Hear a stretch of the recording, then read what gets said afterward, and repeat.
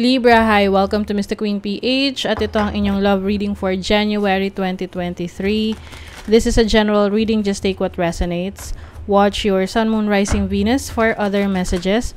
And thank you sa lahat ng mga sumusuporta dito sa ating channel. Just a reminder, gamitin nyo lamang ang reading na ito bilang gabay and pa-follow like na rin na ating Facebook at TikTok. Lahat po yan, Mr. Queen PH. And please check out my Shopee, available mga protection and prosperity items, bracelets, zodiac sign bracelets, and many more.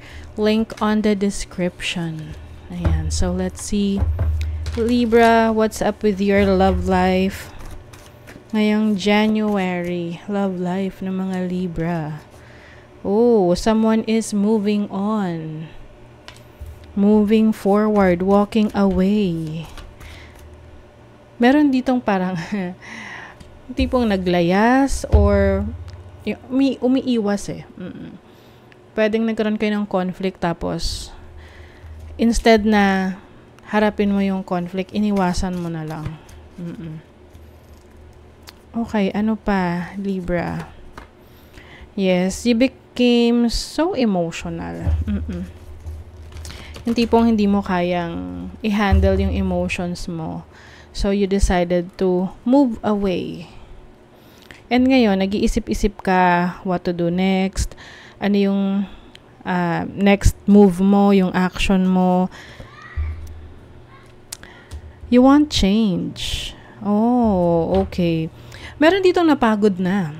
Napagod na sa connection sa relationship na parang feeling mo, nagawa mo na yung best mo, nagawa mo na yung part mo, pero parang wala pa ring kinahinatnan yung relationship ninyo. So, parang you feel like it's time to make some changes. It's time to move out. It's time to move on. Ganon. I think you tried, no? Sinubukan mo naman na i-work out yung relationship. But it seems na pwedeng laging may conflict, laging nag-aaway. Meron ditong verbally abused. Verbally abused na tipong masama, masakit magsalita yung kanyang person.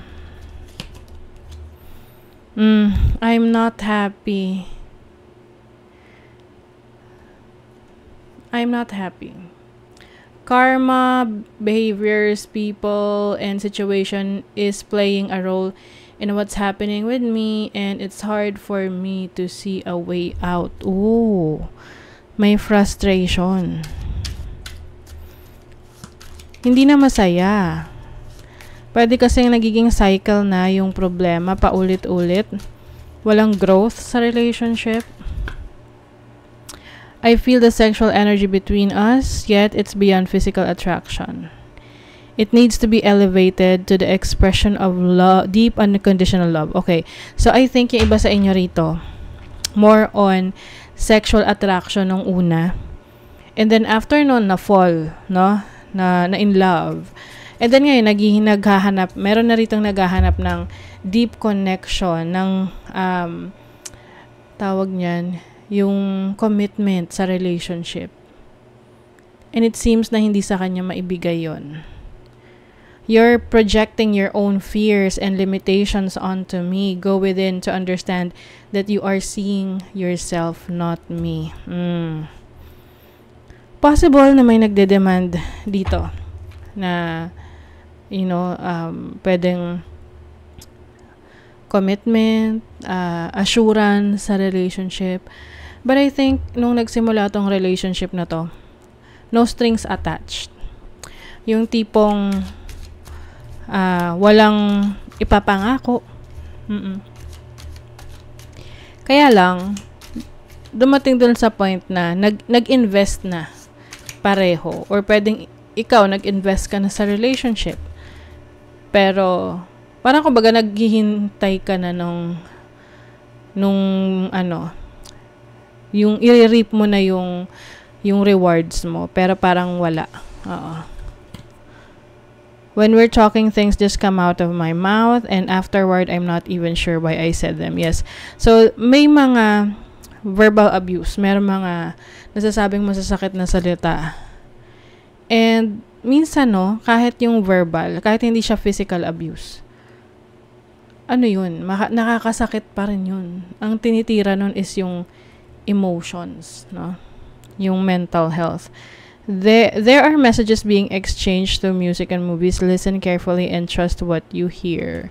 Okay, pwedeng yung situation nyo, relationship nyo ngayon is somehow related sa mga napapanood yung movies or mga teleserye na parang, uy, buhay ko yun na, parang ganon.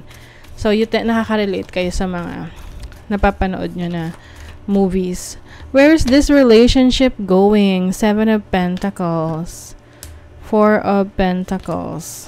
The World. Okay, meron dito na maghihintay, mag-hold on sa relationship. But I think it is meant to end. It is meant to, give a lesson sa isa't isa. Ang 7 of Pentacles is parang, effort, okay, pero kulang. Alam mo yun, it's never enough yung effort na ibibigay. Laging hindi sapat. And meron dito na may pagka-selfish, makasarili. Gusto niya siya lang lagi ang nakakalamang sa relationship. Nasa kanya lang lagi yung pabor.